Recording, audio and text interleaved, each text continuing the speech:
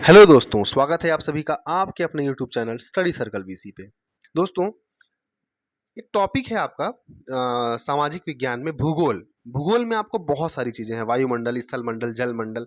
मैंने वायुमंडल का आपको सेपरेट वीडियो बना दिया है। वायुमंडल की परतें, क्षोभ मंडल, समताप मंडल, ठीक है, मध्य मंडल, बाह्य मंडल, बहिर्मंडल। इस प्रकार से आपको एक सिंगल वीडियो मिल जाएगा। उसी में आपको भूकंप के टॉपिक को ही मैंने कवर करा दिया है। ठीक।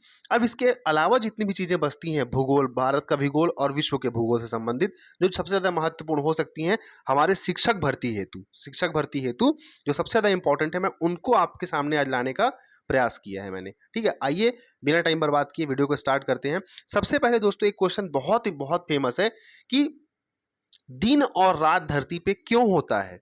ठीक है, तो धरती पे ऑप्शन मिलेगा आपको घूर्णन के कारण, परिक्रमण के कारण। देखिए, बहुत बड़ा डिफरेंस है और रट लीजिए इसको बिल्कुल कि पृथ्वी के घूर्णन, घूर्णन का मतलब क्या होता है फ्रेंड्स, कि धरती अपनी धुरी पर, अपनी एक्सिस पर घूम रही है और अपनी एक्सिस पर घूमने के कारण, अपनी धुरी पर घूमने के कारण धरती पे दिन और रात हो रहे हैं। बहुत इंपॉर्टेंट है, घूर्णन के कारण दिन और रात, जबकि परिक्रमण, अब परिक्रमण क्या है फ्रेंड्स, ये सूर्य के चारों ओर परिक्रमा कर रही है। ठीक है, और इसी के कारण धरती पर ऋतु परिवर्तन होता है। इसको हम घूमना भी कहते हैं। परिक्रमण मतलब घूमना। तो घूर्णन को घूमना मत समझ लीजिएगा, घूमना अलग कॉन्सेप्ट है और घूर्णन अलग कॉन्सेप्ट है। घूर्णन मतलब है अपनी धुरी पर, धरती अपने अक्ष पर जो है 24 घंटे में एक चक्कर पूरा करती है, उसको हम घूर्णन बोल रहे हैं। और परिक्रमण मतलब वो 365 दिन वाला। ठीक है, तो परिक्रमण मतलब वो सूर्य के चारों ओर चक्कर लगा रही है। घूर्णन के कारण सबसे इंपॉर्टेंट बस इतना ही आप याद रखिएगा, घूर्णन के कारण दिन और रात, और परिक्रमण के कारण ऋतु परिवर्तन। बहुत सारे एग्जाम में, चाहे वो नेशनल एग्जाम हो चाहे स्टेट एग्जाम हो,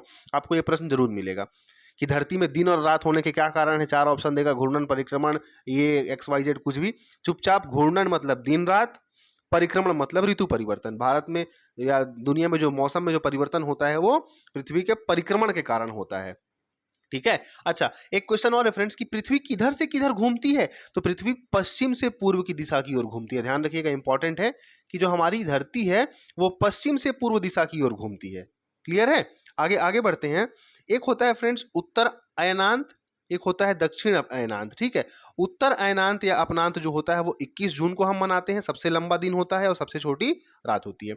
और 22 दिसंबर को होता है दक्षिण अयनांत, या इसी को हम शीत अयनांत भी कहते हैं और ग्रीष्म अयनांत भी कहते हैं। सीजी टेट में एज इट इज क्वेश्चन पूछा है, ग्रीष्म अयनांत आपका जून में गर्मी पड़ती है तो ग्रीष्म अयनांत हो जाएगा फ्रेंड्स, और शीत अयनांत 22 दिसंबर सबसे ठंडा रहता है, ये आपका हो गया शीत अयनांत या दक्षिण अयनांत। और एक फ्रेंड्स होता है विषुव। विषुव क्या होता है, जिस दिन और रात की अवधि बराबर होती है।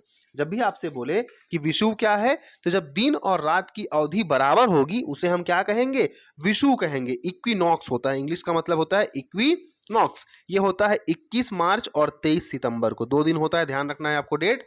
21 मार्च और 23 सितंबर को दिन व रात की अवधि जो है फ्रेंड्स वो बराबर होती है। क्लियर हो गया, तो उत्तर अयनांत हो गया ग्रीष्म वाला और दक्षिण अयनांत हो गया आपका, अपनांत हो गया आपका शीत वाला। आगे बढ़ते हैं। देखिए, एक क्वेश्चन इंपॉर्टेंट आता है कि मानचित्र के 3 घटक क्या क्या हैं। मानचित्र के 3 घटक हैं दिशा, दूरी, प्रतीक। दूरी, दिशा, प्रतीक। मानचित्र के 3 घटक, दूरी, दिशा, प्रतीक। आइए अब कुछ विश्व के बारे में महत्वपूर्ण चीजें जानते हैं। विश्व, हम सब जानते हैं कि दुनिया का सबसे ऊंचा पर्वत या ऊंचा शिखर क्या है, तो माउंट एवरेस्ट है, जिसकी ऊंचाई 8,848 मीटर, या कहीं कहीं आपको अब 8,850 मीटर भी देखने को मिलेगी। विश्व का सबसे गहरा भाग, गहरा गर्त क्या है, मेरियाना ट्रेंच बोलते हैं। मेरियाना गर्त है, ये मिलेगा आपको फ्रेंड्स प्रशांत महासागर में। ठीक है, 11,022 मीटर, लगभग 11 किलोमीटर की गहराई है इसकी, मेरियाना गर्त की। ऐसा मानते हैं कि धरती पर अगर मौजूद कोई सबसे गहरा गड्ढा है तो वो यही है, प्रशांत महासागर में मिलेगा। और बहुत इंपॉर्टेंट क्वेश्चन बनता है कि प्रशांत महासागर की आकृति कैसी है। प्रशांत महासागर की आकृति है फ्रेंड्स वृत्ताकार। क्लियर हो गया, प्रशांत महासागर की आकृति कैसी है, वृत्ताकार है। पैसिफिक ओशियन बोलते हैं, और इसी पैसिफिक ओशियन की सबसे गहरी जो पार्ट है उसको बोलते हैं मेरियाना गर्त, लगभग 11 किलोमीटर के आसपास गहरी है, और ये विश्व का सबसे गहरा भाग है। ठीक, दुनिया का सबसे बड़ा महाद्वीप फ्रेंड्स एशिया महाद्वीप। ठीक है, अगर आपसे पूछता है कि कौन सा ऐसा देश है जो एशिया और यूरोप दोनों में आता है, तो वो रसिया है, याद रखिएगा। आपका जो रसिया है वो एशिया में भी आता है उसका कुछ पार्ट, और कुछ पार्ट यूरोप में भी आता है। ठीक है, यूरोप को एशिया से अलग करने वाला जो पर्वत है वो है आपका यूराल पर्वत है। ये भी इंपॉर्टेंट है कि आखिर कौन सा पर्वत है, पर्वतमाला है जो एशिया को यूरोप से अलग करती है, तो यूराल पर्वतमाला। और यूरोप और एशिया के हिस्से को मिला करके बनता है फ्रेंड्स यूरेशिया। यूरोप और एशिया के जो पार्ट है उसको मिला करके क्या बनता है, यूरेशिया बनता है। अगला अगला इंपॉर्टेंट क्वेश्चन बनेगा आपका कि विश्व की सबसे सबसे बड़ा रेगिस्तान कौन सा है, सहारा मरुस्थल। सहारा रेगिस्तान मिलेगा कहाँ आपको, अफ्रीका में। दुनिया की सबसे बड़ी नदी कौन सी है फ्रेंड्स, नील नदी अफ्रीका में मिलेगी। मिस्र को नील नदी की देन, नील नदी जो है ये मिस्र की देन मानी जाती है, ठीक है।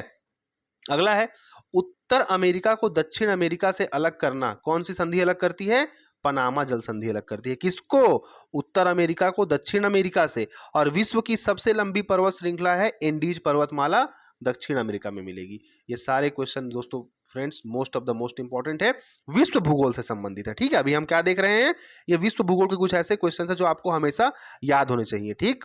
आगे बढ़ते हैं। विश्व की सबसे बड़ी नदी कौन सी हो गई आपकी, नील नदी। और सबसे लंबी बोलेगा तो आपको अमेजन ध्यान रखना है, क्लियर। सबसे छोटा महाद्वीप है फ्रेंड्स ऑस्ट्रेलिया महाद्वीप। ऑस्ट्रेलिया महाद्वीप जो है दुनिया का सबसे छोटा महाद्वीप है। इसे द्वीपीय आइलैंड भी कहते हैं, ठीक है। द्वीपीय महाद्वीप भी कहते हैं किसको, आपके ऑस्ट्रेलिया को। दुनिया का दूसरा सबसे बड़ा महासागर, पहला सबसे बड़ा महासागर प्रशांत महासागर, दूसरा सबसे बड़ा महासागर अटलांटिक। ये मोस्ट इंपॉर्टेंट है, क्यों, क्योंकि दुनिया का 80% या सबसे ज्यादा जो व्यापार होता है वो इसी के माध्यम से होता है। दुनिया का सबसे व्यस्त अगर कोई महासागर है तो अटलांटिक महासागर है। और इसकी जो आकृति है फ्रेंड्स वो एस आकार की है, देखिए मैंने एस लिखा हुआ है, एस आकार, ठीक है। अटलांटिक महासागर की आकृति कैसी है, एस आकार की है। व्यापार की दृष्टि से सबसे व्यस्ततम महासागर है। अगर कोई सबसे व्यस्ततम महासागर है तो कौन सा है आपका, वो अटलांटिक महासागर है, जिसकी आकृति एस आकार की है। ध्यान रखिएगा, अटलांटिक महासागर की आकृति कैसी है, एस आकार की है। प्रशांत महासागर की आकृति वृत्ताकार है। आगे बढ़ते हैं फ्रेंड्स। हिंद महासागर, इंडियन ओशियन, जो हमारे इंडिया के नीचे में जो महासागर है उसकी आकृति है फ्रेंड्स त्रिभुजाकार है, कुछ इस शेप में है ये, है ना, त्रिभुजाकार है। तो इस प्रकार से ये कुछ most of the most important points है जो मैंने आपके लिए निकाल करके लिखा हुआ है कि घूर्णन के कारण दिन रात, परिक्रमण के कारण ऋतु परिवर्तन, उत्तरी अनांत दक्षिणी अनांत लिख दिया मैंने, विषु बता दिया मैंने आपको 21 मार्च और 23 सितंबर। बिल्कुल डेट रट लीजिए, ऐसे ही क्वेश्चन आपको एग्जाम में देखने को मिलता है। अगर आया तो ये तो बहुत सारे क्वेश्चंस आपको यहाँ से टकरा सकते हैं। फ्रेंड्स अगर मैं भारत की बात करूँ, भारत का कुल क्षेत्रफल है 32,87,263 वर्ग किलोमीटर। थोड़ा बहुत आगे पीछे कुछ न किसी बुक में आपको मिल सकता है। भारत का जो कुल क्षेत्रफल है वो है 32,87,263 किलोमीटर। भारत में पूर्व से लेकर के पश्चिम तक की कुल लंबाई है फ्रेंड्स, पश्चिम और पूर्व के बीच की लंबाई 2900 किलोमीटर है, जबकि उत्तर से दक्षिण के बीच की लंबाई 3200 किलोमीटर है।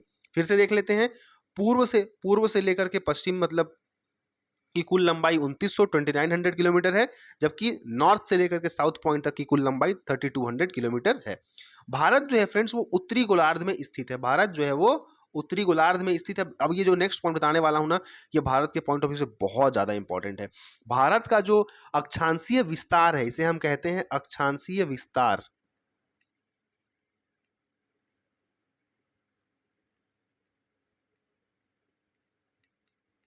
अक्षांशीय विस्तार का मतलब होता है फ्रेंड्स उत्तरी अक्षांश और दक्षिणी अक्ष, मतलब कि पूरी दुनिया के ग्लोब में उसको उस कंट्री या उस पॉइंट को हम डिनोट करते हैं। जैसे भारत जो है 8 डिग्री 4 मिनट से 37 डिग्री 6 मिनट उत्तरी अक्षांश एवं 68 डिग्री 7 मिनट से 97 डिग्री 25 मिनट पूर्वी देशांतर के मध्य स्थित है। रट लीजिए, जैसे भी याद करना है, बट ये फिगर आपको याद होना चाहिए। 8 4 से 37 6 उत्तरी अक्षांश, 68 7 से 97 25 पूर्वी देशांतर। मेरे साथ 2 बार बोलिए, याद हो जाएगा। 8 4 से 37 6 उत्तरी अक्षांश, 68 7 से 97 25 पूर्वी देशांतर। 8 4 से 37 6 उत्तरी अक्षांश और 68 7 से 97 25 पूर्वी देशांतर। इसी में भारत जो है स्थित है, उत्तरी गोलार्ध में। क्लियर हो गया। नेक्स्ट पॉइंट है फ्रेंड्स, एक होता है कि हम जब भी कहीं ट्रेवल करते हैं दुनिया में तो 1 डिग्री ट्रेवल करने का मतलब होता है कि हम 4 मिनट ट्रेवल कर रहे हैं। जैसे अगर मान लीजिए आप 15 डिग्री ट्रेवल किए तो ये कितना हो जाएगा, 15 गुणित 4 मतलब 15 चौक 60 मिनट आप आगे बढ़ जाएंगे। इसीलिए बोलता है कि लंदन से अगर भारत में कोई अगर मैच चल रहा है तो 4.5 घंटा जो है वो आगे चलेगा। अगर लंदन में कोई मैच 12 बजे हो रहा है तो साढ़े 5 घंटा, सॉरी 4.5 नहीं 5.5 घंटा। तो भारत में जोड़ेंगे तो 12 बजे से लेकर के 5.5 घंटा कब आगे होगा, शाम के 5:30 बजे उसका प्रसारण किया जाएगा। तो हम लोग जो है लंदन से 5.5 घंटा आगे चलते हैं, ठीक है।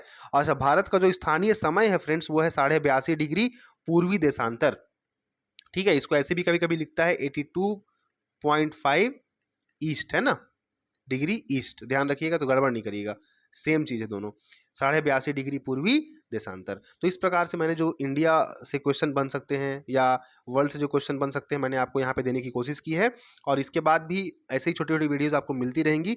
आई होप आपको वीडियो पसंद आया होगा, पसंद आया तो लाइक करें, शेयर करें, सब्सक्राइब करें, रोज़ बोलता हूँ, हमेशा बोलता हूँ, आगे भी बोलता रहूँगा। और इसका PDF अगर आपको चाहिए तो हमारे Telegram channel study circle VC, STUDYCIRCLE VC, study circle VC पे जाइए, वहाँ पे आपको इसका हैंड रिटन नोट्स जो है आपको अवेलेबल हो जाएगा। और मस्त तैयारी करते रहिए, टाइम बहुत कम बचा हुआ है, फालतू की चीज़ें कुछ नहीं ध्यान देनी है, ना कुछ पढ़ना है, बस जो आपका सिलेबस है। मैं नहीं बोलता हूँ कि मेरे ही टॉपिक को पढ़िए, मेरे ही चैप्टर को पढ़िए, कोई ज़रूरत नहीं है। आप प्रीवियस ईयर के क्वेश्चन देखिए जो मैंने अपलोड किया हुआ है पुराने अपने प्लेलिस्ट में, सोशल साइंस का है, ठीक है, उसके बाद आपको EVS का है, पेडागॉगी का है, CDP है, इंग्लिश है, हिंदी है, ठीक है। वहाँ से आप जाइए, बार बार उन वीडियोज़ को देखिए, जितना देखेंगे उतने आपको कॉन्सेप्ट क्लियर होंगे, ठीक है। आई होप आपको मज़ा आया होगा, मिलेंगे बहुत जल्द वीडियो में, तब तक के लिए धन्यवाद।